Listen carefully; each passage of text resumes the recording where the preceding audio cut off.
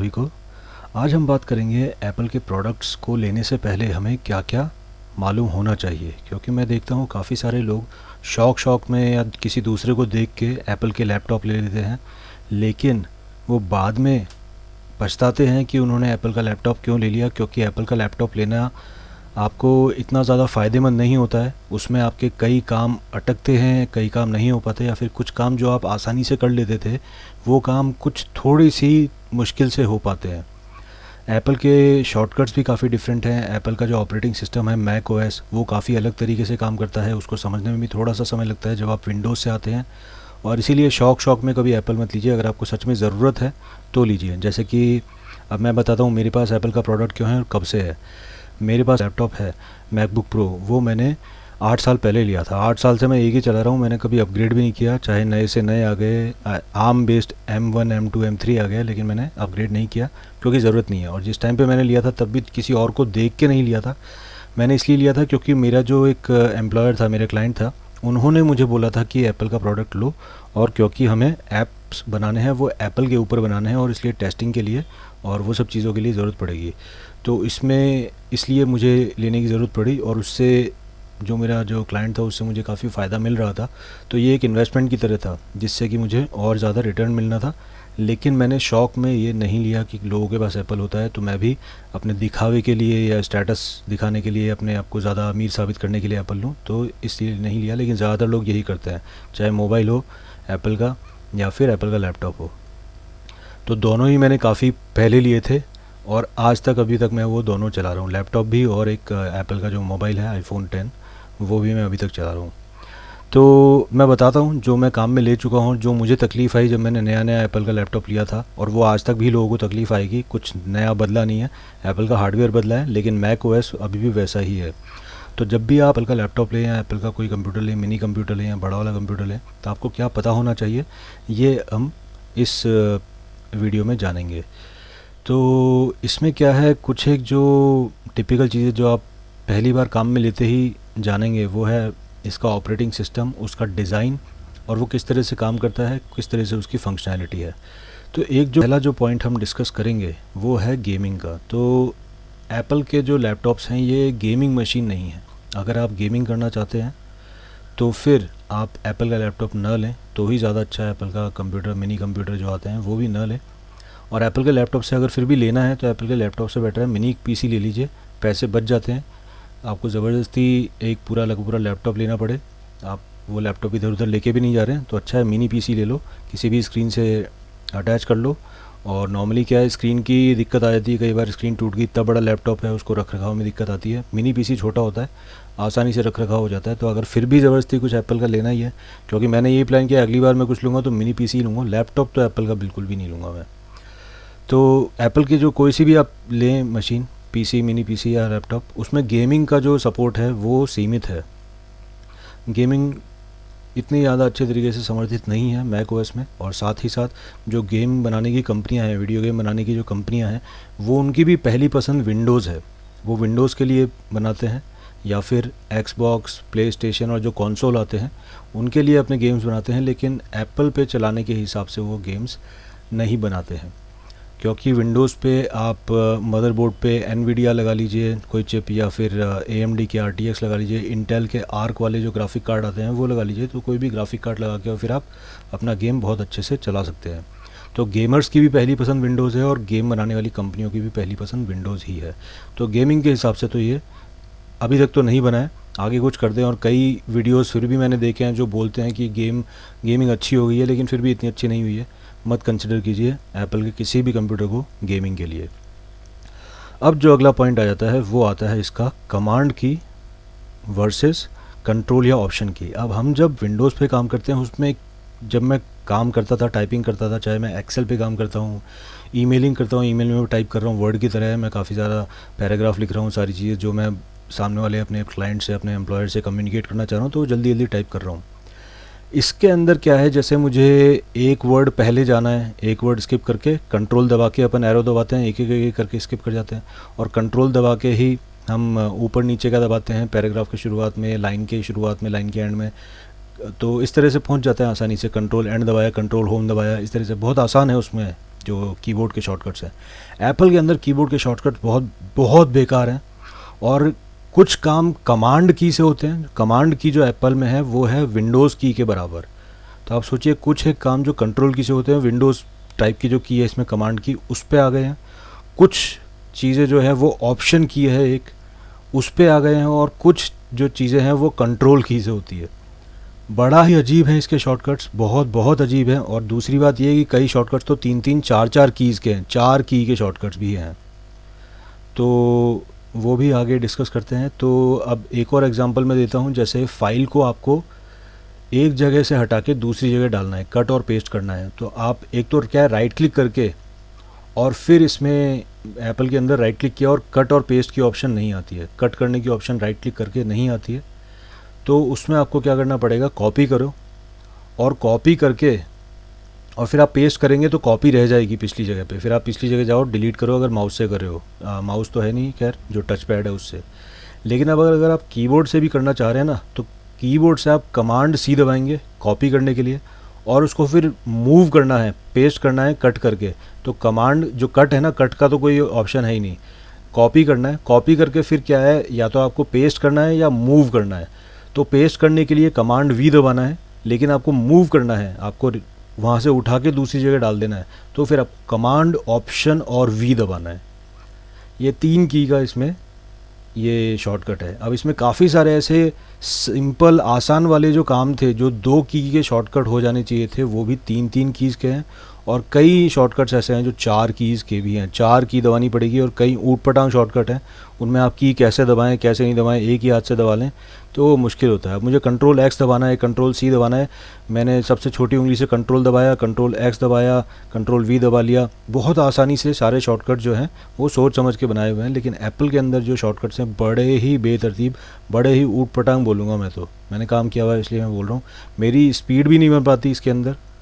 और सही बात है, जो मतलब आपको पैराग्राफ की शुरुआत में जाना है, आपको मतलब अगर आपको लाइन की शुरुआत में जाना है तो कमांड दबा के और फिर एरो दबाओ, और आपको किसी वर्ड के शुरुआत में जाना है तो ऑप्शन दबा के और फिर आप एरो की दबाओ। तो ये बड़े ही मतलब जो सिंपल चीज़ है उसको सिंपल नहीं रखा, और इतना स्पीड आ नहीं पाती इन शॉर्टकट्स पे, क्योंकि आप मल्टीपल ऑपरेटिंग सिस्टम पे काम करेंगे ही। तो ये शॉर्टकट्स का तो मुझे बहुत ही ज़्यादा इनकन्वीनियंस, बहुत ज़्यादा भयंकर इनकन्वीनियंस है। और नॉर्मली आप जब कंप्यूटर पे काम करते हैं तो काफ़ी टाइपिंग करते ही रहते हैं, कुछ ना कुछ टाइप करते ही रहते हैं। तो वो चीज़ इसमें बिल्कुल मुझे अच्छी नहीं लगी है। अब आ जाते हैं, जैसे एक और एग्जांपल है लॉक स्क्रीन। हम विंडोज़ में विंडो और एल दबाया और लॉक हो गया। यहाँ पे है control plus command plus Q, तब जाके लॉक होता है। ये 3 फिर से, मतलब जो आसान से 2 कोई की होनी चाहिए थी उसके लिए भी 3 की है इसके अंदर फिर से। अब दूसरा एक है, इसमें मैं आपको वीडियो दिखाता हूँ। इसमें क्या है, एक और जो ये अगला पॉइंट है इसमें ये है कि विंडो जो है इसमें क्लोज़ हो जाती है। अब आप विंडोज़ में बात करते हैं, विंडोज़ में अपन ने क्लोज़ का बटन दबाया, जो आपका एक्स का बटन है कॉर्नर में टाइटल बार में, आपने मैक्सिमाइज के बगल वाला जो बटन है वो दबाया, विंडो बंद हो गई, वो प्रोग्राम बंद हो गया, ठीक है, वो एप्लीकेशन ही बंद हो गई आपने जैसे ही उसको क्लोज़ किया। एप्पल के अंदर, मैक ओएस के अंदर आपने किसी एप्लीकेशन को क्लोज़ किया, उसकी विंडो को क्लोज़ किया, लेकिन वो सिर्फ विंडो क्लोज़ हुई है, एप्लीकेशन अभी भी खुली हुई है। एप्लीकेशन का ऊपर जो है ये यहाँ पे इसका टाइटल बार में आ रहा है, और ये टाइटल बार में इसीलिए आ रहा है क्योंकि ये एप्लीकेशन खुली हुई है। अब दूसरी ये और इसमें अलग बात है कि जो टाइटल बार है, ये टाइटल बार क्या है, जो ऊपर जो टॉप बार है ना, ये कन्वर्ट हो जाता है उस एप्लीकेशन के टाइटल बार में। ये एक थोड़ी सी इसमें नई अलग चीज़ है। ये ना लिनक्स में ऐसा है ना विंडोज़ में ऐसा है, ये सिर्फ़ और सिर्फ जो है ये मैक के अंदर ही है, मैक ओएस के अंदर ही है। लिनक्स के अंदर भी आप अगर कोई लिनक्स यूज़ करने वाले हैं, जो इंजीनियर्स हैं या जो कॉलेज के स्टूडेंट्स होते हैं, तो उनके अंदर भी शौक़ होता है कि भाई चलो मैक ले लेते हैं, मैक के अंदर लिनक्स की सारी कमांड चलती है, लिनक्स की तरह काम करता है। लेकिन एक, अब मैं थोड़ा टॉपिक चेंज कर रहा हूँ, लेकिन उनको भी एड्रेस कर दूँ स्टूडेंट्स को, ये लिनक्स बेस्ड कंप्यूटर नहीं है। आप जब प्रोग्रामिंग करते हैं तो काफ़ी सारी चीज़ें आप जानेंगे कि वो भाई अपने मैक पे तो चल ही नहीं रही है ना, उनका बहुत ज़्यादा मुश्किल है, और उसके लिए आपको कहीं और 4-5 या 10 तरह के काम करने पड़ेंगे ताकि वो चीज़ आपके मैक पे चल पाए। तो जैसे डॉकर है, डॉकर का मुझे पता नहीं अब क्या है, लेकिन थोड़ा दिक्कत आती थी उसको मैक पे चलाने में, या फिर चल ही नहीं पाता था। तो मैंने अभी चालू किया भी नहीं, मेरा तो लिनक्स पे चल रहा है, डॉकर विंडोज़ पे भी चल रहा है। और विंडोज़ में क्या है, विंडोज़ सब सिस्टम फॉर लिनक्स आ गया है, तो उससे कई चीज़ें और आसान हो गई है। रेडिस भी चल जाता है, सब कुछ चल जाता है विंडोज़ पे अब। तो ये है, लेकिन इसमें जो है अगर कोई लिनक्स सोच के ले रहा है तो ये आपको पहले ही बता दूँ, लिनक्स बेस्ड नहीं है। लिनक्स की सारी कमांड जो है कमांड प्रॉम्प्ट पे जो चलती है वो सब चलती है, लेकिन ये लिनक्स बेस्ड नहीं है, ये यूनिक्स बेस्ड है। और उसमें भी कई चीज़ें डिफरेंट है, और इसीलिए कई प्रोग्रामिंग की भी कई टेक्नोलॉजीज़ एप्पल के साथ फुल्ली कंपैटिबल नहीं होती, लेकिन लिनक्स या फिर विंडोज़ पे वो आसानी से चल जाती है। तो इसका हमेशा ध्यान रखिएगा। तो अब ये जैसा कि मैंने बताया, लिनक्स में ना विंडोज़ में ऐसा होता है कि टॉप बार जो है वो आपका ये मेन्यू में बदल जाता है, और जो एप्लीकेशन चल रही है उसकी मेन्यू ऊपर आती है, लेकिन इसके अंदर ऐसा होता है। ये भी एक अलग इसका थोड़ा सा एक फ़ीचर है ये। तो आपने क्लोज़ कर दिया, लेकिन उसके बावजूद भी वो एप्लीकेशन चलती रहेगी। अब आपको उस एप्लीकेशन के ऊपर मेन्यू में जाके ही क्विट करना पड़ेगा। दूसरा, जैसे अपन विंडोज़ में कंट्रोल ऑल्टर डिलीट दबाते हैं, तो उस तरीके से यहाँ पे क्या है, एप्पल के आप मेन्यू में जाइए, ये हमेशा अवेलेबल रहता है। इसमें जाके आप फोर्स क्विट पे जाएंगे ना, तो फोर्स क्विट में जितनी भी एप्लीकेशन खुली हुई है ये आ जाती है, और इसमें फिर जो भी एप्लीकेशन आपको क्विट करनी है, बंद करनी है, उस एप्लीकेशन को आप बंद कर सकते हैं। तो ये थोड़ा सा एक इनकन्वीनियंस, एडिशनल इनकन्वीनियंस है यूज़र्स के लिए, जो कि कोई सेंस नहीं बनता इस बात का। मैं अगर ठीक है 4 विंडोज़ है, तो 4 विंडोज़ में से अगर आपने 2 विंडोज़ बंद कर दी, 2 विंडोज़ खुली है, तो वो एप्लीकेशन चालू है। लेकिन उस एप्लीकेशन की एक ही विंडो है और वो विंडो मैंने बंद कर दी, तो वो एप्लीकेशन बंद हो जानी चाहिए, लेकिन वो एप्लीकेशन बंद नहीं होती। ये एक प्रॉब्लम है, ये एड्रेस की जानी चाहिए, लेकिन ये सालों से है, दशकों से है। तो मैं तो, मेरे कहने से कुछ हो जाए ऐसा कुछ होने वाला नहीं है। तो लेकिन ये बड़ी ही मतलब एक समझदारी वाली चीज़ नहीं है। इतनी बड़ी कंपनी है और इतना मतलब महंगे महंगे ये आपको लैपटॉप्स मिलते हैं, कंप्यूटर मिलते हैं, और उसके बावजूद आपको एक ऑपरेटिंग सिस्टम बहुत ही दोयम दर्जे का मिले। एक्चुअली में दोयम दर्जे का है ये, मैं यही मानता हूँ, साफ बोलता हूँ, और ये ज़्यादातर लोगों की ओपिनियन है। मेरे हिसाब से बेस्ट ऑपरेटिंग सिस्टम विंडोज़ काफ़ी ज़्यादा नीचे गिर गया है अभी, मैं साफ़ कहूँगा, क्योंकि विंडोज़ किसी ज़माने में 98 XP वगैरह थे, तब तक भी सही था, 7 भी था तब तक भी ठीक था। लेकिन अब धीरे धीरे क्या है, ये एप्पल के लाइन पे आना चाहता है, एप्पल की तरह ज़्यादा स्टाइलिश बनना चाह रहा है, और उस हिसाब से वो विंडोज़ कॉम्प्लिकेट होता जा रहा है। उसका GUI, उसके सारे फीचर्स जो हैं ओवर कॉम्प्लिकेट होते जा रहे हैं, और अब कोई सेंस नहीं निकल रहा उसका कई चीज़ों का। तो खैर वो अब अलग, कभी वो टॉपिक अलग डिस्कस करेंगे। लेकिन अभी भी मैं ये मानूंगा, अब जैसे मैं तो क्या प्रोग्रामिंग वगैरह सब करता हूँ, तो लिनक्स को मैं ज़्यादा अच्छा मानता हूँ। लेकिन लिनक्स के अंदर क्या है, कई चीज़ें नहीं चलती, कई जनरल जो चीज़ें चलनी चाहिए वो चीज़ें कई नहीं चल पाती, और जनरल यूज़र्स के लिए भी इतना ज़्यादा, फिर भी मैं बोलूँगा अभी भी आसान इतना नहीं है लिनक्स। लिनक्स प्रोग्रामर्स के लिए और उन सब के लिए सब ठीक है, लेकिन जनरल पब्लिक के लिए फिर भी अभी विंडोज़ ही है। तो नंबर 1 विंडोज़ है, नंबर 2 पे काफ़ी क्लोज है लिनक्स। लिनक्स का हो सकता है आगे जाके कोई कंपनी लिनक्स बेस्ड ऐसा ऑपरेटिंग सिस्टम बनाए जो जनरल यूज़र्स के लिए बहुत बहुत ज़्यादा आसान हो, जैसे कि किसी समय पे विंडोज़ 98 या विंडोज़ XP हुआ करते थे। तो उस तरह का बनाओ, उस तरह से शुरू करके और फिर धीरे धीरे और अच्छा बना दो, स्टाइलिश बनाओ, लेकिन इतना ओवर कॉम्प्लिकेट मत करो जितना कि विंडोज़ 10 और 11 हो चुके हैं। तो फिर भी विंडोज़ अभी भी नंबर 1 पे है अब जनरल पब्लिक के यूज़ के लिए। 2 पे आता है लिनक्स, और सबसे बॉटम पे आता है वो मैक ही आएगा। ऑपरेटिंग सिस्टम के नाम पे ये बिल्कुल भी अच्छा नहीं है, मैं इसको मतलब अच्छा नहीं मानता हूँ। तो अब एक और ये जो 4 की इसमें शॉर्टकट है, ये भी मैं आपको बता देता हूँ। एक जैसा एग्जांपल है सिंपल, इस तरह की बहुत सारी आपको 4 की दबानी पड़ेगी अगर आपको सारी विंडोज़ बंद करनी है। तो ये 4 की है, इसमें एक है ऑप्शन की, ये जो फर्स्ट वाला है ये सिंबल ऑप्शन का है, दूसरा सिंबल शिफ्ट का है, ये तीसरा सिंबल जो है ये कमांड की है, जो विंडोज़ की होती है अपने विंडोज़ वाले कंप्यूटर में कीबोर्ड पे विंडोज़ की, तो वो विंडोज़ के इक्विवेलेंट है कमांड की, और लिनक्स में इसको सुपर की भी बोला जाता है। तो ये कमांड की, और उसके साथ आपको W दबाना है, तब जाके सारी विंडोज़ क्लोज़ होगी, लेकिन ऐप फिर भी क्लोज़ नहीं होगा ये परेशानी है। तो इस तरह के 4 की के काफ़ी सारे शॉर्टकट्स आपको मिलेंगे। जब आप शॉर्टकट की इसकी लिस्ट देखेंगे तो काफ़ी सारे मिलेंगे, और 3 की वाले तो बहुत ज़्यादा कॉमन है, बहुत ही ज़्यादा कॉमन है, और बहुत इनकन्वीनियंस है काफ़ी सारे। बहुत बुरा लगता है मुझे इस पर, जब वो बहुत ओवर कॉम्प्लिकेट हो हैं इसके कीज़, बहुत ज़्यादा कीबोर्ड शॉर्टकट्स बहुत बहुत कॉम्प्लिकेटेड है। अब अगला पॉइंट आ जाता है, आप जब एप्पल ले रहे हैं तो आप MS ऑफिस पे हो सकता है काम करें, पूरी दुनिया करती है। मैक यूज़ करने वाले भी जो उनकी पहली पसंद है वो MS ऑफिस ही है, और कुछ काम में नहीं लेते वो लोग। तो MS ऑफिस की जो OEM कीज़ आती है, जो उसको एक्टिवेट करने की जो कीज़ आती है, वो मैक वाली जो कीज़ होती है वो महंगी होती है, लेकिन आपको विंडोज़ के ऊपर एम एस ऑफिस को एक्टिवेट करना है तो वो बहुत सस्ती मिलती है। और मैं अपने सारे दर्शकों को यही बोलूँगा, पायरेटेड जो प्रोडक्ट है वो मत यूज़ करिए। क्रैक करने वाले जो सॉफ्टवेयर आते हैं वो अपने कंप्यूटर पे इंस्टॉल मत करिए, क्योंकि वो आपके कंप्यूटर का डेटा किसी भी तरीके से उड़ा सकते हैं। अभी कोई ऐसा स्पाईवेयर मॉलवेयर हो सकता है, क्योंकि आजकल सारे काम हम इंटरनेट से करते हैं। ट्रांजैक्शन, हमारे फाइनेंशियल ट्रांजैक्शन, परचेजिंग, बाइंग वगैरह सारी चीज़ें इंटरनेट से करते हैं। तो इस तरह की जो चीज़ें, इलीगल वाली जो चीज़ें होती है कि हम ये क्रैक कर देते हैं, वो क्रैक कर देते हैं, या ये क्रैक किया हुआ है इसको यूज़ करो, आपको पैसे नहीं देने पड़ेंगे, ऐसा मत करिए। विंडोज़ की भी एक्टिवेशन कीज़ काफ़ी सस्ती है। ऑथेंटिक विंडोज़ यूज़ करिए। जो इवन स्टूडेंट्स वगैरह हैं, कोई भी है, वो आप भाई जंक फूड पे इतना पैसा खर्च कर देते हैं, सिगरेट के ऊपर अच्छा खासा पैसा खर्च हो जाता है। तो भाई विंडोज़ की एक आपको OEM की लेनी है। ऑथेंटिक विंडोज़ जो पूरा आता है ना, CD, वो सॉफ्ट, ये USB वगैरह, वो मत लो, वो महंगा आता है, हज़ारों में आता है।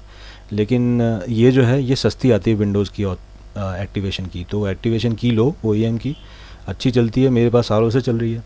MS ऑफिस की मेरे पास कीज़ चल रही है मल्टीपल, अलग अलग कंप्यूटर्स हैं मेरे, तो उनके लिए अलग अलग मैंने कीज़ ली हुई है, अच्छा चल रहा है। तो OEM कीज़ से ही अपना विंडोज़ और MS ऑफिस इनको एक्टिवेट करिए, ऑथेंटिक रहिए। ऑथेंटिक रहेगा तो उसका आपको सपोर्ट मिलेगा, सिक्योरिटी भी रहेगी, और थोड़ा पीस ऑफ माइंड रहेगा कि आप कुछ गलत काम नहीं कर रहे हैं। तो वापस से पॉइंट पे आ जाते हैं। मैक OS की अगर आप MS ऑफिस की कीज़ लेते हैं, OEM की एक्टिवेशन की, बहुत महंगी आती है कंपेरेटिवली, मतलब दुगुना भी नहीं, दुगने से भी ज़्यादा कीमत लग जाती है अगर आप मैक OS पे MS ऑफिस को एक्टिवेट करते हैं। अगला इसमें पॉइंट आ जाता है कि मैक को आप फॉर्मेट, जैसे हम विंडोज़ को क्या है फॉर्मेट करते हैं, वापस से रीइंस्टॉल कर लिया, तो इस तरह की चीज़ें हम करते रहते हैं। थोड़ा सा क्या है, जो यंग लोग हैं उनकी प्रैक्टिस भी होती रहती है, और थोड़ा सा एक ये रीइंस्टॉलेशन और इंस्टॉलेशन में क्या है, थोड़ा सा एक आपको एक्सपोजर भी मिलता रहता है। जब वो नए नए होते हैं ना, तो थोड़ा ये करते रहना चाहिए कि कभी कंप्यूटर को फॉर्मेट कर लिया, फिर इंस्टॉल किया, और इंस्टॉल करना काफ़ी आसान है इसमें। मैक को फॉर्मेट करना और इसका कोई इंस्टॉलेशन की तो वो ऐसा कुछ है, होता नहीं है, मतलब होता है, आसान नहीं है। जैसे विंडोज़ के अंदर बिल्कुल आसान है इंस्टॉलेशन की, आपको USB बनाना या CD बनाना बहुत बड़ा आसान उन्होंने कर रखा है। तो ये फॉर्मेट करना और विंडोज़ को रीइंस्टॉल करना काफ़ी आसान है। उन्होंने अपनी वेबसाइट पे काफ़ी आसानी से एक्सेसिबल दे रखी है आपको इमेज। आप उस इमेज को डाउनलोड करिए, USB बनाइए, इंस्टॉलर बनाइए और इंस्टॉल करिए। मैक OS के अंदर ये है, लेकिन मुश्किल है, डिफ़िकल्ट है, और प्रोसेस भी पूरा काफ़ी कॉम्प्लिकेटेड है। और इसीलिए ये थोड़ा सा हर किसी के लिए नहीं बोलूँगा कि आपके जिस किसी के पास भी मैक OS है, या एक मैकबुक है, या मैक का मिनी PC है, या PC है बड़ा वाला, तो उनके लिए भी ये आसान नहीं है। आप अगर कहीं अटक गए या कुछ गलती कर दी तो काफ़ी बड़ी दिक्कत हो जाती है इसके अंदर। तो जो कर चुके हैं, जिनको पता है, और जो पूरी इसका जो थोड़ा सा एक माया जाल है उसको समझते हैं, तो वो फिर ये क्या है कर सकते हैं। तो इसमें थोड़ी सी आपको कॉम्प्लिकेशन आ सकती है, इतना भी नहीं है लेकिन है, थोड़ा सा टिपिकल है। लेकिन विंडोज़ का तो बिल्कुल आसान है, बच्चे कर लेते हैं, स्कूल के बच्चों को सिखा दो वो कर लेते हैं, कोई भी कर लेता है, आसान काफ़ी रहता है ये। अब मैकबुक एप्पल जो है, इनकी कीमत जो होती है वो बहुत ज़्यादा होती है। आप इसी कीमत में बहुत ज़्यादा एक अच्छा PC ले सकते हैं विंडोज़ वाला, जिसके अंदर आप एडिशनल फिर क्या है और कई प्रोडक्ट्स भी डाल सकते हैं। हम जैसे आपने कोई अच्छा PC ले लिया विंडोज़ वाला, उसके अंदर आप पैसा बचा तो आप अच्छा ऑथेंटिक जो है MS ऑफिस में भी ले लीजिए, और वो तो MS ऑफिस की तो की बहुत ज़्यादा सस्ती आती है आजकल, MS ऑफिस ले लीजिए। उसके अलावा एडिशनल एक्सेसरीज़ ले लीजिए। आप ज़्यादा रैम वाला लीजिए, क्योंकि जो एप्पल के जो प्रोडक्ट्स हैं उनकी रैम बहुत कम आती है, 8 GB 16 GB आती है। आप 32 64 GB के कंप्यूटर ले सकते हैं विंडोज़ वाले। तो ये क्या है, एप्पल का सिर्फ डिज़ाइन बहुत ज़्यादा अच्छा है, हार्डवेयर काफ़ी ज़्यादा अच्छा है, लेकिन फिर भी क्या आपका उपयोग है, ऐप जो ऑपरेटिंग सिस्टम है और एप्पल के जो इसमें साथ में जो प्रोडक्ट्स चलने वाले हैं, क्या आपका उपयोग है उन चीज़ों के लिए, क्या वो एप्लीकेशंस आपके काम आएंगी सच में, और क्या मैक जो है ये आपके काम को अच्छा बना देगा, आपकी प्रोडक्टिविटी बढ़ा देगा, या वैसे ही रखेगा इतना पैसा खर्च करने के बाद भी। तो मेरे मानना ये है कि मैक किसी तरह से प्रोडक्टिविटी बढ़ा नहीं सकता है किसी की भी। अगर आप मैक के सॉफ्टवेयर्स काम में लेते हैं, जैसे कि आप मैक का ही एक एडिटर आता है फाइनल कट प्रो, वो काम में लेते हैं, उस पर आपकी स्पीड और उसी पे आपको एडिटिंग आती है, तो आप एप्पल का एक कंप्यूटर लेंगे। या फिर आपको एप्पल के ही कुछ डिज़ाइन वाले सॉफ्टवेयर्स आते हैं या एप्पल के इकोसिस्टम में, या फिर पैसा ज़्यादा है जिनके पास, वो एप्पल के प्रोडक्ट्स लें।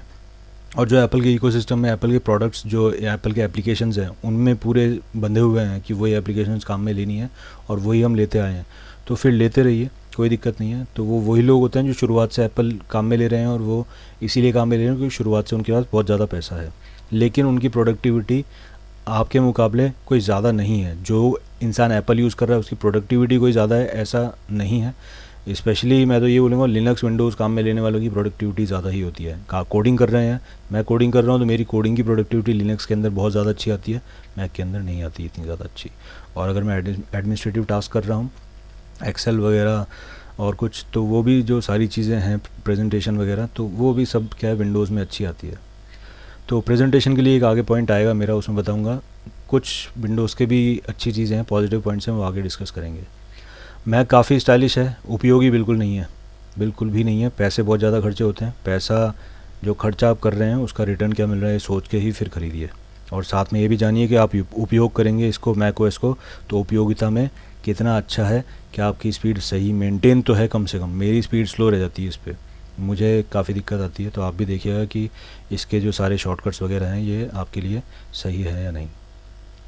दूसरा, मैक को रिपेयर करना, एप्पल ने मैक को रिपेयर करना काफ़ी ज़्यादा इम्पॉसिबल बना दिया है, काफ़ी ज़्यादा। धीरे धीरे जैसे साल दर साल आगे बढ़ते जा रहे हैं, एप्पल को इन्होंने इस तरह से, मैकबुक को और इनके जो पीसीज़ हैं इनको इन्होंने इस तरह से बना रहे हैं, इस तरह से मैन्युफैक्चर कर रहे हैं कि आप एप्पल के अधिकृत सेवा केंद्र, एप्पल के ऑथराइज सर्विस सेंटर पे ही जा सकते हैं और कहीं जा नहीं सकते, और कोई ठीक भी नहीं कर सकता, क्योंकि लोगों को कहीं आता नहीं है। कई लोगों को नहीं आता है, बहुत बहुत कम लोग हैं जिनको एप्पल के लैपटॉप्स, एप्पल के कंप्यूटर्स ठीक करने आते हैं। और भारत में तो ऐसे लोग बहुत ही कम है, काफ़ी ज़्यादा कम है, ठीक है।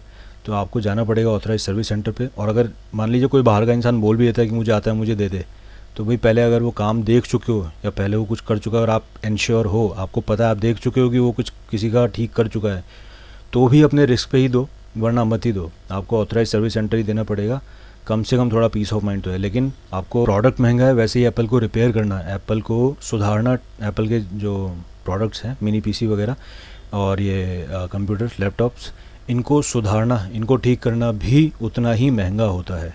तो ये सारे महंगे काम है इसके अंदर, आपको इसके अंदर तो सारे महंगे काम है इसके अंदर। आपको ऐप स्टोर पे ऐप ख़रीदना है तो वो भी महंगा है, आपको एप्पल को रिपेयर करवाना है छोटे मोटे किसी काम के लिए, गर्म हो रहा है या कुछ है, तो वो भी महंगा है। तो हालांकि अब मेरा तो क्या है, ये थोड़ा सा पुराना है, तो इसमें कुछ भी अपग्रेड किया है मैंने, इसको अपग्रेड भी किया है, इसमें थर्मल पेस्ट भी चेंज किया है, सब कुछ काम किया है, तो मैंने इंडिपेंडेंटली कर लिए थे। लेकिन इस बाद में धीरे धीरे साल दर साल जो है इसको रिपेयर करना और इसमें अपग्रेडेबिलिटी जो है वो इन्होंने काफ़ी लिमिटेड कर दी है, बिल्कुल बंद कर दी है। आज के ज़माने में आप हार्ड डिस्क, इसकी एसएसडी जो है उसको अपग्रेड नहीं कर सकते। अब मेरी जो है ये लैपटॉप जो था मेरा 256 जीबी का था, इसके अंदर अभी इस वक्त मैंने 1 टेराबाइट की एसएसडी लगा रखी है। तो ये अपग्रेडेबिलिटी उस टाइम पे थी, लेकिन इसमें फिर भी मैं रैम नहीं बदल सकता। इसमें रैम जो है वो मदरबोर्ड पे एम्बेडेड है, इसलिए मैं इसकी रैम नहीं बदल सकता, रैम नहीं बढ़ा सकता। तो ये एक फिर भी दिक्कत है। तो इस तरह की जो है परेशानी आपको आ सकती है।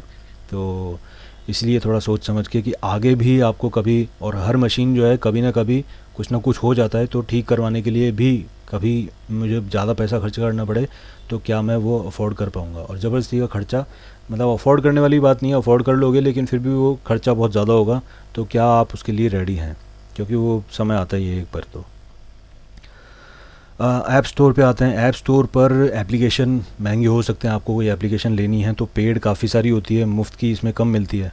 विंडोज़ में क्या है, एक बहुत ज़्यादा काफ़ी सारी एप्लीकेशंस हैं, थर्ड पार्टी एप्लीकेशंस हैं। आपको विंडोज़ के जो माइक्रोसॉफ्ट स्टोर है उससे भी नहीं लेनी, ज़रूरी नहीं है, आप किसी वेबसाइट पे जाइए, डाउनलोड करिए, इंस्टॉल करिए, बस काम हो गया।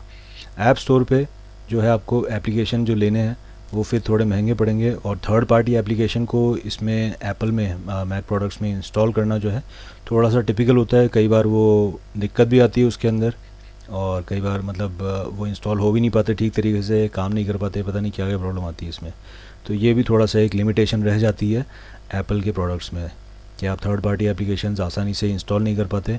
और जो विकल्प मिलते भी हैं तो वो क्या है, फ्री इतने नहीं मिलते, पेड ज़्यादा मिलते हैं, पेड बहुत ज़्यादा मिलते हैं। और वो इसीलिए मिलते हैं क्योंकि एप्पल के इकोसिस्टम के लिए जो ऐप्स बनाते हैं वो क्या है इसी हिसाब से बनाते हैं कि एप्पल के प्रोडक्ट्स तो अमीर लोग यूज़ करते हैं तो पैसा तो खर्चा करेंगे ही, तो इनसे पैसा लो। तो वो काफ़ी कई जो आसान छोटे मोटे प्रोडक्ट्स भी होते हैं ना, वो भी थोड़े महंगे पड़ ही जाते हैं इसमें। और वो पेड़ तो रहते ही हैं इसमें, फ्री की तो चीज़ें बहुत कम मिलती है, पेड़ बहुत ज़्यादा रहते हैं इसमें। तो ये एक इसका एक थोड़ा सा एक मतलब थोड़ा सा क्या काफ़ी बड़ा इशू रह जाता है, जो मतलब मैंने तो काफ़ी फेस किया कि ये जो इशू था थर्ड पार्टी एप्लीकेशंस का, ये मेरे लिए थोड़ा सा बड़ा इशू था, क्योंकि मैं कई इस तरह के छोटे मोटे जो फ्री में अवेलेबल ऐप्स होते हैं ये इंस्टॉल करता रहता हूँ प्रोडक्टिविटी अपनी बढ़ाने के लिए। तो आगे बढ़ते हैं। हाँ, अब ये जैसे कि मैं पहले भी कवर कर चुका हूँ ये पॉइंट, आप मैक को अपग्रेड नहीं कर सकते आज के ज़माने में, तो बिल्कुल नहीं। पहले भी जैसा कि मैंने कहा मेरा पुराना है, लेकिन इसमें भी रैम अपग्रेड नहीं कर पाया मैं, सिर्फ एसएसडी ही। तो ये मेरा जो कंप्यूटर है, मेरा जो लैपटॉप है, ये मैकबुक प्रो, इसको भी मैं अपग्रेड नहीं कर पाया, रैम अपग्रेड नहीं कर पाया, लेकिन एसएसडी फिर भी अपग्रेड हो गई। लेकिन इसके बाद जो लैपटॉप्स आए मैक के, एप्पल के, अगले साल और उसके अगले साल, तो उनमें क्या है जो एसएसडी है वो भी अपग्रेडेबिलिटी उसकी ख़त्म हो गई। तो फ्यूचर एडिशंस के अंदर, फ्यूचर वर्जन्स के अंदर इन्होंने जो एसएसडी एक अपग्रेड कर पाते थे लोग बाग, उसको भी इन्होंने हटा दिया, एसएसडी को भी इन्होंने मदरबोर्ड पे एम्बेड कर दिया। तो आपकी एसएसडी, हार्ड ड्राइव, रैम, सब कुछ जो है वो रैम पे एम्बेडेड होती है, तो आप कुछ भी नहीं बढ़ा सकते, जो मिल गया वो मिल गया। अब इसके अंदर क्या है, 8 GB की रैम आई आपकी, 256 GB का आपने एसएसडी ले ली, तो फिर आप उसी पे अटक गए, फिर आप कुछ नहीं कर सकते। तो ये एक प्रॉब्लम आती है। अब इसके अंदर क्या है दूसरे, अब आपको ऑप्शंस क्या है, कहीं मिल जाती है, आप इसके जो USB-C है या कोई और थंडरबोल्ट है, तो उसमें आप कनेक्ट कर लीजिए एक्सटर्नल हार्ड डिस्क, और उसको एक्सटर्नल हार्ड डिस्क को अपने लैपटॉप पे चिपकाए रखिए। अब ऐसा नहीं होता है ऊपर से, अब भाई आपको लैपटॉप बैग में डालना है, कुछ करना है, तो ऐसे वो चीज़ इतनी बड़ी सारी निकली हुई रहे, कभी हटे कभी गिरे खींचे वो तार, तो वो चीज़ क्या प्रैक्टिकल नहीं है। और मिनी पीसी ले रखा है, तो मिनी पीसी के साथ फिर एडिशनल खर्चा हो गया आपका। पहले ही आपने एप्पल का एक महंगा सा मिनी पीसी लिया है, उसके अंदर कम है उसकी स्टोरेज, अब उसको बढ़ाने के लिए आपको और फिर एप्पल के जो एडिशनल जो एड ऑन्स आते हैं, हार्डवेयर एड ऑन्स, वो भी जो कंपनियां बनाती है वो महंगी ही बनाती है। तो आप उसके क्या है, जैसे डॉक आता है एक मिनी पीसी के साथ में लगाने के लिए, कई कंपनियों का अलग अलग डॉक आते हैं, तो आप वो डॉक लेंगे, उस डॉक के अंदर फिर आप अपनी एक्सटर्नल एसएसडी लगाएंगे या और कुछ करेंगे, तो वो जब आप करेंगे ना तो उसमें एडिशनल खर्चा हो जाएगा और कोई मतलब नहीं निकलेगा। इससे बढ़िया है थोड़ा सा कोई और दूसरी चीज़ ले लेते, और उसके अंदर आपको अच्छी खासी स्टोरेज मिल जाती, रैम अच्छी खासी मिल जाती, बहुत बढ़िया परफॉर्मेंस आती, वो हो जाता काम। तो इस मामले में ये गड़बड़ है थोड़ा सा, तो इसलिए सोच समझ के लीजिएगा। कई मैं देखता हूँ मिडिल क्लास के लोग, मिडिल क्लास के स्टूडेंट जो हैं, वो भी अपने मदर फादर से बोलते हैं कि मुझे एप्पल का ही चाहिए, लेकिन वो क्यों चाहिए वो नहीं पता, बस किसी और के देख लिया या फिर शौक़ लग गया, ऐड आ रहे हैं और उससे शौक़ लग गया, और मतलब एक स्टेटस सिंबल दिखाना है कि भाई मैं भी अमीर हूँ। भाई कोई मतलब नहीं है इन सब बातों का। तो एप्पल का ज़रूरत है, तुम्हें कोई काम मिल गया, iOS का डेवलपमेंट कर रहे हो, मैक ओएस के कोई ऐप्स डेवलप कर रहे हो, या फिर कोई कंपनी तुम्हें बोल रही है कि भाई अपन को इसमें ही डेवलप करना है, जो कुछ करना है, तो वो कंपनी पैसे दे देती है कई बार, लेकिन तुम अपने एंड से ज़बरदस्ती शौक़ के लिए मत लो भाई, बिल्कुल गलत है। अब दूसरी बात, कोई भी पार्ट आपका पॉइंट डिस्कस किया था उससे रिलेटेड ये है कि कोई पार्ट अगर आपको चेंज करना है, स्क्रीन बदलवानी है, स्क्रीन बहुत महंगी आती है इसकी, लेकिन अगर आपका कोई दूसरा लैपटॉप है उसके अंदर आप कोई सी भी स्क्रीन लगा सकते हैं। आप थर्ड पार्टी मतलब कोई सस्ती वाली कंपनी की भी स्क्रीन लगा सकते हैं उसके अंदर, कोई लोकल कंपनी की स्क्रीन भी लगा सकते हैं, लेकिन एप्पल के अंदर आप लोकल स्क्रीन नहीं लगा सकते। एप्पल का जो इन्होंने जो ये हार्डवेयर बनाया है, ये इस तरह से बनाया है कि वो स्क्रीन रिकग्नाइज़ नहीं करेगा, या फिर वो आप जो टच पैड है इस पर आप कुछ टच करेंगे या कीज़ दबाएंगे तो वो कुछ चीज़ें जो हैं वो काम नहीं करेंगी। इसके अंदर इन्होंने प्रोग्रामिंग कर रखी है अच्छे से कि एप्पल के प्रोडक्ट को ही ठीक से रिकग्नाइज़ करेगा, अदरवाइज़, क्योंकि मैंने कुछ एक जगह देखा है ये यूट्यूब पर कई लोगों ने कंप्लेंट डाली है कि 1-2 दिन काम कर गया, लेकिन उसके बाद जैसे ही किसी भी तरीके से इसको पता चला इंटरनल सॉफ्टवेयर को कि ये जो स्क्रीन है ये थर्ड पार्टी है, एप्पल का नहीं है ऑथराइज्ड, तो फिर कई चीज़ें धीरे धीरे बंद होने लग गई उसमें, कई चीज़ें रिकग्नाइज नहीं हो रही, कीबोर्ड या फिर टच आप कर रहे हैं टच पैड को, तो वो चीज़ें रजिस्टर नहीं हो रही। तो ये काफ़ी इन्होंने मतलब एक बंधा हुआ सिस्टम बना रखा है, आप इससे बाहर निकल ही नहीं सकते, चाहे तो नहीं निकल सकते, और इसको क्रैक करना भी बहुत मुश्किल हो रहा है कई लोगों को, कि भाई आसानी के लिए ये कुछ एडिशनल आपको बता दें कि भाई ऐसे कर लो वैसे कर लो, कोई लूप होल्स या कोई ट्वीक्स लगा लो और फिर आप अपने पैसे बचा लो और एक्सटर्नल कंपोनेंट्स लगा लो। तो वो भी अभी आजकल इस तरह की जो ट्रिक्स हैं वो नहीं निकल पा रही हैं। ये काफ़ी इन्होंने स्ट्रॉन्ग बना दिया अपने सिस्टम को, इकोसिस्टम को, लेकिन इसको सोच समझ के ही फिर ही आप आगे बढ़िएगा इसको लेने के डिसीजन के बारे में, क्योंकि पार्ट अगर कोई भी ख़राब हुआ इसका बहुत बहुत महंगा पड़ जाता है। अब इसके कुछ पॉजिटिव पॉइंट्स भी हैं।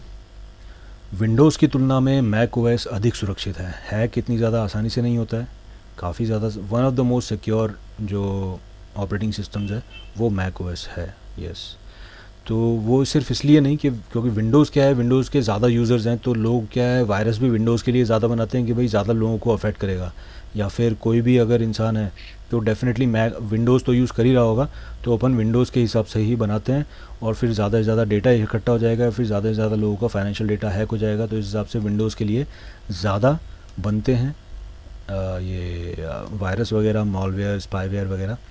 तो लेकिन ऐसा ये सिर्फ अकेला कारण नहीं है कि मैक ओएस ज़्यादा अधिक सुरक्षित है कि भाई विंडोज़ के ज़्यादा यूज़र्स हैं, मैक ओएस के कम यूज़र्स हैं तो विंडोज़ के लिए ज़्यादा बनते हैं वायरस। ऐसा नहीं है। मैक ओएस असल में एक्चुअली में क्या है, काफ़ी सुरक्षित है क्योंकि यूनिक्स बेस्ड सिस्टम है। अब मैं पहले ही बता चुका हूँ जो यंग इंजीनियर्स और कॉलेज के स्टूडेंट्स, स्कूल के स्टूडेंट्स हैं, लिनक्स नहीं है, ये लिनक्स बेस्ड नहीं है, ये यूनिक्स बेस्ड सिस्टम है। एप्पल का मैक ओएस का लिनक्स से कोई ज़्यादा लेना देना नहीं है। लिनक्स भी यूनिक्स बेस्ड है और मैक ओएस भी यूनिक्स बेस्ड है, लेकिन दोनों आपस में रिलेटेड नहीं है, ना कर्नल ना और कुछ। ठीक है, तो इसलिए मैक ओएस को आप लिनक्स मानने की गलती कभी मत करिएगा। काफ़ी लोग इस बात से अनजान होते हैं और वो सोचते हैं कि ये मैक ओएस लिनक्स पे बेस्ड है तो लिनक्स की जो सारी चीज़ें हैं वो इस पर भी चल जाएंगी, लिनक्स के सारे काम इस पर हो जाएंगे। वैसा नहीं है, ये लिनक्स नहीं है। लिनक्स भी यूनिक्स बेस्ड है और मैक ओएस भी यूनिक्स बेस्ड है, ये कॉमन है, इसीलिए कई कमांड्स सिमिलर है। बस इतना सा है और कुछ नहीं। तो एक और जो इसमें आपको पॉजिटिव पॉइंट मिल जाएगा वो ये है कि एप्पल का जो की नोट है वो काफ़ी अच्छा है। पावर पॉइंट से मुझे, मेरी पर्सनल ओपिनियन है कि पावर पॉइंट से ज़्यादा अच्छा की नोट है, लेकिन पावर पॉइंट भी अब ये सुधार ला रहे हैं। की नोट को देख के इनको भी थोड़ा सा लगा होगा भाई कीबोर्ड नोट की तरफ लोग ज़्यादा जा रहे हैं क्योंकि उसमें ज़्यादा कहीं अच्छी तरह से प्रेजेंटेशन बन जाती है। लेकिन पावर पॉइंट भी अब मैं देख रहा हूँ कुछ एक सालों में काफ़ी इम्प्रूव हो गया है, कई अच्छे अच्छे फीचर्स आ गए हैं। तो की नोट को टक्कर देने में ये भी पावर पॉइंट भी कम नहीं रह रहा अभी फ़िलहाल, लेकिन फिर भी की नोट काफ़ी अच्छा रह जाता है। दूसरी बात, आप जब एप्पल लेते हैं तो एप्पल का पूरा क्या है ऑपरेटिंग सिस्टम और इसके एडिशनल चीज़ें आती है, तो इसमें आपको गराज बैंड भी मिलता है। गराज बैंड के अंदर कोई गाने कंपोज करते हैं अगर आप, या और कुछ आपको जैसे बैकग्राउंड स्कोर बनाना है, अपनी शॉर्ट फिल्म बनाते हैं या कोई छोटे छोटे चलचित्र और कुछ किसी तरह के एडवर्टाइजमेंट बनाते हैं छोटे छोटे, तो उसके अंदर आप गराज बैंड को यूज़ करते हुए अपना बैकग्राउंड स्कोर या गानों के लिए म्यूज़िक जो है वो दे सकते हैं। तो ये जो एक सॉफ्टवेयर, इनबिल्ट सॉफ्टवेयर जो आता है, विंडोज़ में ऐसा कोई सॉफ्टवेयर नहीं आता है, तो ये बड़ी अच्छी एक चीज़ है गराज बैंड की। आई मूवी भी आता है जिससे आप अपनी वीडियो की एडिटिंग कर सकते हैं। एक छोटा मिनी एडिटर है, अनपेड है, फ्री है, जो एप्पल में बाय डिफ़ॉल्ट इंस्टॉल्ड आता है। लेकिन आपको विंडोज़ में भी इस तरह की चीज़ मिल जाती है। मूवी मेकर था पहले, अभी कोई क्लिप चैम्प टाइप की चीज़ है, तो इस तरह के आपको मिल जाएंगे। लेकिन ये गराज बैंड जो है ये यूनिक है, इसका कोई मैचिंग चीज़ आपको विंडोज़ में नहीं मिलेगी। फ्री वर्जन है और काफ़ी अच्छा खासा काम हो जाता है गराज बैंड में, काफ़ी अच्छे खासे काम, बड़े बड़े काम हो जाते हैं। तो इतनी कोई छोटी मोटी चीज़ नहीं है कि टाइम पास के लिए दिखाने के लिए बनाई है, काफ़ी अच्छा है गराज बैंड। इसके अलावा आपको MS ऑफिस के ही टक्कर में पेजेस नाम का एक ऐप मिलता है और नंबर्स नाम का ऐप मिलता है। किसी काम के नहीं है, नंबर्स तो बिल्कुल बेकार है, एक्सेल का 10% भी नहीं है वो, एक्सेल से कोई मतलब टक्कर है ही नहीं उसकी, नंबर्स की। नंबर्स किसी काम का नहीं है, आप काम करेंगे आप फ्रस्ट्रेट हो जाएंगे कि यार मैं तो ये भी नहीं कर पा रहा, मैं वो भी नहीं कर पा रहा, इसमें है क्या करने के लिए। तो मैं तो बिल्कुल मना करूँगा कि नंबर्स देख लो, आपको अगर देखना है कितना बुरा है तो उसके लिए चालू कर लो, या कोई छोटा मतलब बस 5-6 लाइन की कोई छोटी मोटी टेबल है वो बना लो, लेकिन ऐसा कुछ ज़्यादा कुछ फीचर्स हैं नहीं उसमें। पेजेस भी नॉर्मल है, आपको बस वो जैसे भाई छोटा मोटा ड्राफ्ट बनाना है, कुछ करना है तो वो कर लो, लेकिन कोई एडवांस फीचर जो MS वर्ड के अंदर होते हैं उस तरह की चीज़ें पेजेस में आपको नहीं मिलेगी। तो ये हमारा पूरा ब्यौरा रहा एप्पल प्रोडक्ट्स के बारे में, और एप्पल प्रोडक्ट्स की पूरी जानकारी आपको देने में कि आप ख़रीदने से पहले ये सारी चीज़ें पता करें ताकि आपका जो ख़रीदने का जो डिसीज़न है वो सही है या नहीं है। दूसरी एक और चीज़ मैं बताऊंगा, जैसे फिर से मैं कुछ मतलब सिर्फ यंग नहीं, काफ़ी जो और भी लोग हैं वो भी क्रिएटर्स, कई बड़े बड़े क्रिएटर्स हैं वो भी लेते हैं, कई बड़ी उम्र के लोग होते हैं वो भी ये ज़बरदस्ती लेते हैं कि भाई चलो सेकंड हैंड ले लेते हैं। एप्पल का लैपटॉप सेकंड हैंड सस्ता आ रहा है, महंगे की ये प्रॉब्लम थी, चलो महंगे को सॉल्व कर देते हैं, अपन सेकंड हैंड लेते हैं। लेकिन सेकंड हैंड आप कौन सा लेंगे? पुराना लेंगे। आज की जनरेशन में आप AMD का 8 कोर 12 कोर, इंटेल के 12 कोर का आ रहा है, 14 कोर का आ रहा है, AMD का 12 कोर का प्रोसेसर आ रहा है। उस ज़माने में अगर आप 4 कोर का ये एप्पल का कोई लैपटॉप ले रहे हैं या मिनी PC ले रहे हैं, तो आप खुद सोचिए आप मतलब क्या सोच के ले रहे हैं उसको? सिर्फ दिखाने के लिए ले रहे हैं ना, और क्या फंक्शनैलिटी मिलने वाली है आपको उसके अंदर? आप बात वही है कि वो रैम उसकी अपग्रेड नहीं होगी। रैम तो आप फिर भी एक तो पुराना ले रहे हो, ऊपर से ऐसी चीज़ ले रहे हो जिसके अंदर आप उसको अपग्रेड नहीं कर पाओगे। मान लो मैं कोई पुराना लैपटॉप लेता हूँ, लेकिन उसके अंदर ठीक है वो 8 GB का था, 16 GB का था, मैं उसमें 64 GB रैम डाल दूंगा तो वो अपग्रेड हो गया, तो मेरा फ़ायदा होगा कि यार 64 GB की रैम होगी इसके अंदर, प्रोसेसर इसमें कोई ठीक ठाक था लेकिन फिर भी रैम अपग्रेड हो गई, स्टोरेज थी उसमें SSD पुरानी निकाल दी, 256 GB की होगी, 2 TB की डाल दी, 2 TB की SSD डाल दी, तो भी वो ठीक है। लेकिन आप तो एक ऐसी चीज़ ले रहे हो जो अपग्रेडेबल ही नहीं है, रैम उसकी अपग्रेडेबल बिल्कुल नहीं है, क्योंकि ये पुराने वालों में भी रैम आपकी अपग्रेड नहीं होगी। प्रोसेसर उस ज़माने का है जब 4 कोर या 6 कोर मिलते होंगे, आज आप 12 कोर का आसानी से ले सकते हो। जब आप 12 कोर या 8 कोर का लेंगे ना, तो उसमें भी कीमत आपकी कम रहेगी कंपेयर टू पुराना जो आपका एप्पल का लोगे। तो इसलिए आप जो सेकंड हैंड पुराने लेते हैं वो मत लीजिए। अभी मैंने देखा कि मेरा जो ये मॉडल है 8 साल पुराना, ये मतलब इसकी कीमत मेरे हिसाब से 10-15 हज़ार भी नहीं होनी चाहिए, लेकिन अभी मैंने देखा कि कोई इसको 45 से 50 हज़ार के आसपास में बेच रहा था 8 साल पुराने इस लैपटॉप को। अब मुझे फिर मतलब काफ़ी एक अजीब सा लगा, मैं कौन ख़रीद रहा है, लेकिन लोग ख़रीद भी रहे हैं सिर्फ ये दिखाने के लिए कि उनके पास एप्पल है 8 साल पुराना। अब कोई मतलब 5th जनरेशन 6th जनरेशन वाले इंटेल के प्रोसेसर वाले लैपटॉप भी ले रहे हैं लोग बाग, सिर्फ ये दिखाने के लिए उनके पास एप्पल का एक लैपटॉप है। कोई मतलब नहीं है। उस पैसे को सही जगह यूटिलाइज़ करो, उस पैसे में कुछ महीने और सेविंग करके और पैसा ऐड कर लो, अच्छा कंप्यूटर ले लो। अगर वो फिर भी तुम्हें लग रहा है कि यार कम पैसे में एप्पल आ रहा है और अगर नया मैं 8 कोर का भी ले रहा हूँ तो थोड़ा महंगा पड़ रहा है, तो भाई तुम कुछ महीने रुक के थोड़ा पैसा और जोड़ के और फिर AMD या इंटेल का ही लो। लेकिन ये पुराने जो हैं वो मत लो ज़बरदस्ती दिखावे के लिए। काम के काम करने हैं अपन को, दिखावे से कुछ नहीं होता, दिखावे से काम नहीं होता है। तो पुराने जो हैं एप्पल के लैपटॉप्स और फ़ोन वगैरह वो मत लो, कुछ फ़ायदा नहीं है। ठीक है फ़ोन ले लो, लेकिन फ़ोन में भाई 5G नहीं हो उसके अंदर, तो क्या फिर फ़ायदा क्या है? और कल को 6G आ गया या और 7G आ गया, कुछ आ गया, तो फिर वो ऑब्सोलीट हो जाएंगे। तो क्या जो भी आप डिसीजन लीजिए, लेकिन जो कंप्यूटर है, कंप्यूटर के अंदर सेकंड हैंड जो है एप्पल के लैपटॉप्स वगैरह पुराने जो होते हैं, सोच समझ के लीजिए कि वो कितना पुराना है और मुझे कितना फ़ायदा हो रहा है, और अगर मैं इसमें थोड़ा सा और जोड़ूं या इतनी ही कीमत में मैं और कुछ लेता हूं तो उसमें मुझे क्या क्या मिल रहा है। फ़ीचर्स कंपेयर करो, फ़ीचर्स और साथ में मतलब SSD स्टोरेज वगैरह ये सारी चीज़ें, प्रोसेसर की स्पीड, प्रोसेसर के नंबर ऑफ़ कोर्स, ये सारी चीज़ें मैटर करती है। इनको सोचे बिना, इनको कंपेयर किए बिना सिर्फ नाम से कि मुझे एप्पल का चाहिए प्रोडक्ट, तो वो तो मत करो बिल्कुल भी, कोई फ़ायदा नहीं होने वाला है। एप्पल का सेकंड हैंड तो मैं कभी नहीं लेने वाला, और मैं लोगों को भी ये बोलूँगा सेकंड हैंड मत लो भाई। कुछ ऐसे होते हैं कि बिल्कुल पिछले साल वाले ही, जैसे M1 M2 चिप वाले जो हैं वो उनको कम कीमत पे मिल रहे हैं। तो आपको बस एक ARM बेस्ड एप्पल का मिनी PC या एप्पल का लैपटॉप चाहिए अपने काम के लिए फॉर सम रीज़न, तो उसके अंदर ठीक है आप ले लीजिए अभी। लेकिन जो पुराने इंटेल वाले हो चुके हैं उनको तो लेने से अब बिल्कुल मतलब नहीं है, उनकी तो कीमतें बहुत ज़्यादा गिर जानी चाहिए अब तक तो, क्योंकि ARM चिप आ गई है, ARM चिप के अंदर परफॉर्मेंस ज़्यादा आती है और आगे फ्यूचर ARM चिप का ही है। तो इसलिए वो इंटेल वाले जो पुराने प्रोसेसर्स हैं उनकी कीमत बहुत ज़्यादा गिर जानी चाहिए। तो नेगोशिएट या तो अच्छे से करो, अगर ले रहे हो तो बहुत भयंकर कीमत गिरा के लो, वरना भी छोड़ दो, मत लो, कोई मतलब नहीं है, इतना कुछ फ़ायदा नहीं है उसमें। तो ये थोड़ा सा एक चीज़ें थी, कुछ मेरी ओपिनियंस थी और कुछ चीज़ें ओपिनियन नहीं, कुछ ऑब्जर्वेशंस थी, फैक्ट हैं ये। तो वो सारे फैक्ट्स को आप समझिएगा जो मैंने इसमें वीडियो में डाले हैं, और साथ ही में जो मैंने मेरी ओपिनियन दी है as a user, as a market analyser. तो मार्केट को भी मैंने एनालाइज़ किया, तो उस हिसाब से अपनी मैंने ओपिनियन आपके सामने रखी है। तो वो सारी चीज़ें आप सोच समझ के फिर ही डिसीजन लीजिएगा कि आपको एप्पल का कोई नया प्रोडक्ट या सेकंड हैंड भी लेना सच में है या नहीं, काम में आएगा या नहीं आएगा, फ़ायदा आपको उसका होगा या नहीं। तो आज के वीडियो में बस इतना ही। आपने अपना महत्वपूर्ण समय दिया, उसके लिए बहुत बहुत धन्यवाद। आपका दिन शुभ रहे।